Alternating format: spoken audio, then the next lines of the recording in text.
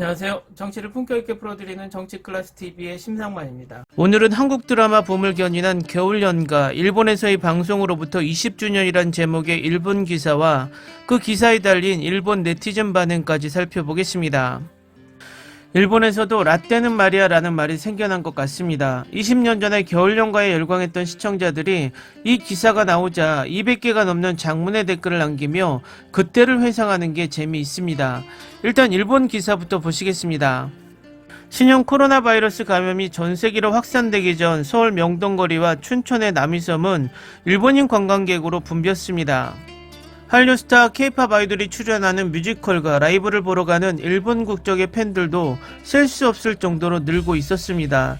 지금이 되어서 전혀 드물지 않은 이 광경은 약 20년 전 어느 드라마를 계기로 퍼진 것입니다.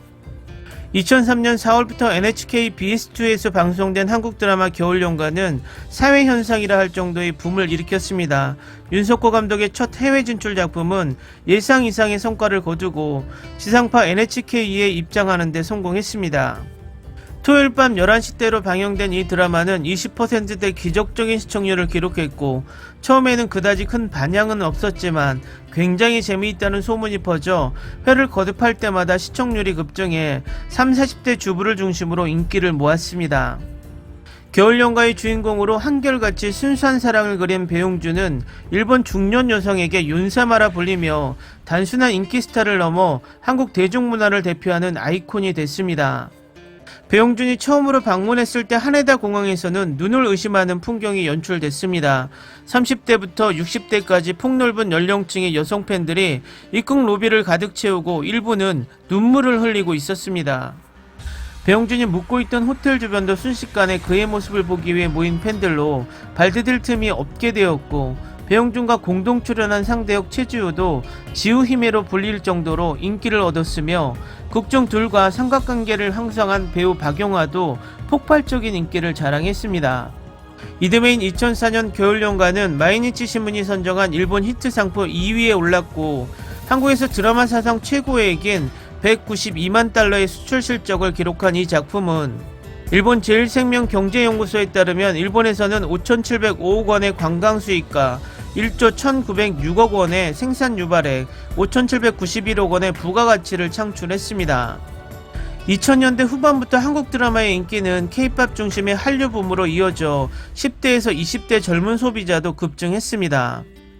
현재 BTS와 트와이스, 블랙핑크 등 많은 한국 아티스트들이 일본 음반 시장에서 활약하고 오징어 게임, 지옥 등 드라마가 세계 팬들을 열광시키는 것도 한때 겨울연가가 한류 콘텐츠의 브랜드력과 호감도를 높여준 덕분이라고 해도 과언이 아닙니다. 다음은 이 기사의 일본 댓글 반응입니다. 겨울연가가 방송되기 전 몇 년 전부터 보아씨와 성선임씨가 활약하고 있었고 또 겨울연가 이후에도 카라와 소녀시대의 인기로 이 기간은 한국의 친밀감을 느꼈다. 겨울연가도 굉장히 평판이 좋고 엄청난 호감을 일으켰다. 우선 곡이 질리지 않게 된다. 지금도 인트로가 흐르는 것만으로 가슴이 뜨거워진다. 스토리도 조금 그리운 첫사랑을 기억하는 느낌. 궁극적으로 둘이 연결되는 해피엔딩으로 성지순례하고 싶은 기분도 알 수 있다. 현재 한일 관계는 유감스럽지만 예능 문화에 관해서는 좀 더 서로 이해하는 환경이 있다고 생각한다. 겨울연가는 멈췄다. 그리워요. 사랑의 표현이 섬세하고 남자가 눈물을 흘리거나 여성에게 사려 깊은 말을 하는 것에 놀랍습니다. 그려지는 라이프 스타일도 멋지고 한국에 대한 인상이 폭발했습니다. 처음에는 배용준님이었지만 점차 박용화 군의 매력에 빠져 노래도 많이 들었습니다. 그의 죽음은 정말 유감입니다. 겨울연가 붐이 없다면 그는 지금도 건강했을지 모릅니다. 어머니는 계속 한류 붐이 이어지고 있다라고 말하면 겨울연가 이후 열중할 수 있는 드라마는 없다고 말합니다. 유일무이한 작품이었구나 라고 생각합니다. 한식을 정말 좋아했고 여행했을 때도 모두 친절했습니다. 서로 멋진 문화를 가지고 있기 때문에 한일 관계가 좋아지길 바란다고 생각합니다. 캐스트가 각각 개성적이고 주연 이외에도 조연으로 출연한 공진숙 역과 권영국 역이 모두 좋은 연기를 보여주고 있었습니다. 게다가 삽입곡에 좋은 곡이 많았습니다. 가장 좋아했던 것은 확실히 드라마에서는 이해밖에 흐르지 않았던 잊지 마세요입니다. 이 곡은 특히 상영역에 빠지게 했고 횡단보도를 걷고 있는 장면과 고등학교 시절의 장면도 플래시백 곡과 영상이 훌륭하게 매치하고 있었습니다. 나중에는 올인도 모두 보았지만 이야기의 전개가 갑자기 바뀌기 때문에 결국 보고 끝난 후에 인상이 거의 남아있지 않았습니다. 겨울연가는 거기까지 급전개도 아니고 몇 번이나 재방송되고 했지만 그때마다 반드시 봐야 했습니다. 당시 나는 한류 드라마에 전혀 관심이 없었습니다. 텔레비전으로 방송된 것이 계기였지만 세상에 회오리를 일으키고 있는 겨울연가가 얼마나 재미있는가라고 보았습니다. 결과 지금은 무한한 한류 팬입니다. 겨울연가보다 대장금으로 빠졌습니다. 한국 드라마의 엔딩은 에피소드를 구분하는 것이 아니라 곧바로 다음을 보고 싶어지는 엔딩 방법으로 하기 때문에 주말에는 필연적으로 잠부족이 되네요. 대장금 이후 한국 역사극을 계속 보았습니다. 그리고 드라마를 보고 한국 쪽이 매우 예의 바른 것에 놀랐습니다. 어쨌든 저도 어렸을 때 부모로부터 예절에 대한 교육을 엄격히 받았습니다. 요즘에 일본인이 잊고 있는 일을 생각해냈습니다. 당시 사귀고 있던 사람이 추천해서 본 것을 기억합니다. 남자도 빠지는 연애 드라마라고 생각했습니다. 나의 가족도 빠져버렸고 그 가족과 다른 한국 드라마를 계속 보게 되었습니다. 20년이 되는 것은 순간입니다. 겨울연가를 보면 그 당시 그녀를 기억합니다만 한국 드라마를 가르쳐줘 현재도 변함없이 여러 작품을 20년이나 계속 보는 나도 어느 의미로 굉장하다고 생각합니다. 오랜만에 겨울연가를 보고 싶어졌습니다. 20년 전 당시 겨울연가의 영향은 한국 드라마의 붐의 시초라고 해도 과언이 아니네요. 현재는 스마트폰에서도 과거의 한국 드라마를 시청 가능하기 때문에 육아하는 시간에도 여유롭게 볼 수 있으므로 지금 현재도 한국 드라마를 계속 보고 있습니다. 특히 송승헌의 팬이기 때문에 여름향기, 마이 프린세스, 남자가 사랑할 때 등은 사랑스러운 로맨스로 멋진 스토리이므로 여러 번 다시 보고 있습니다. 겨울연가와 쉬리가 한류에 빠진 계기였습니다. 제 경우에는 특히 쉬리, 연기력에 놀랐습니다.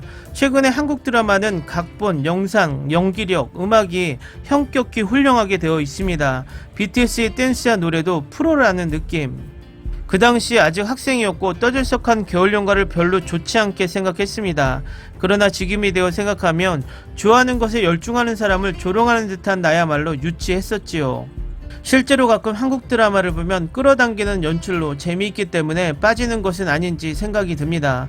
이 붐의 이야기가 되면 흑역사를 기억하는 것 같아 왠지 부끄러워집니다. 그 당시 조금은 어른이 될 수 없었을까? 겨울연가로부터 20여 년 감동이었습니다. 배용준과 최주의 커플, 이미지의 아름다움, 음악도 멋지고 정말로 지금 들어도 너무 좋습니다. 겨울연가 덕분에 호텔리어, 대장금, 여름향기 등 최근에는 남자친구, 쿠바의 하바나에서 시작되는 마음 따뜻하고 경치도 훌륭하게 여러분이 봐줬으면 합니다. 사랑의 불시착은 북한과의 비극 등이 코로나 아래에서 마음속 미소가 될 수 있습니다. 넷플릭스 덕분에 옛날부터 즐기고 있습니다. 처음 한국을 방문했을 때 역사 드라마에 나온 경복궁을 보고 롯데호텔에서도 산책할 수도 있고 안쪽에 연못을 바라보는 정원까지 있었습니다. 위병 교대가 하루에 2회였는지 교대할 때도 드라마를 보고 있는 것 같았습니다. 7번 정도 한국에 갔습니다만 서울에서 당일치기 투어로 백제, 경주 등 그리고 궁정 요리도 먹었습니다. 왕이 된 기분이었습니다. 식사도 맛있고 싸기 때문에 최고였습니다. 빨리 코로나가 끝나고 다시 가보고 싶습니다. 겨울연가, 아름다운 날들, 천국의 계단 모두 내용도 재미있었고 아름다운 멜로디로 사운드 트랙을 모두 가지고 있습니다. 아름다운 날들 콘서트도 가거나 내 결혼식에서는 겨울연가의 마이 메모리를 입장식 BGM으로 사용했고 처음 지인에게 그 곡을 피아노로 연주해 주었던 것이 그리워요. 댓글 반응 잘 보셨나요? 일본에는 혼내라는 말이 있습니다. 자신의 마음을 다른 사람에게 숨기고 보여주지 않는다는 말입니다. 그런데 20년 전 겨울연가 이야기에 자신이 담아두었던 혼내를 댓글로 쏟아내는 느낌입니다. 그만큼 20년 전 겨울연가의 일본 신드롬은 엄청나게 큰 파장이었던 것이 틀림이 없는 것 같습니다. 오늘은 여기까지 하겠습니다. 오늘도 생활 속 거리두기 꼭 실천합시다. 당신의 구독과 좋아요는 저에게 큰 힘이 됩니다. 항상 시청해주셔서 고맙습니다.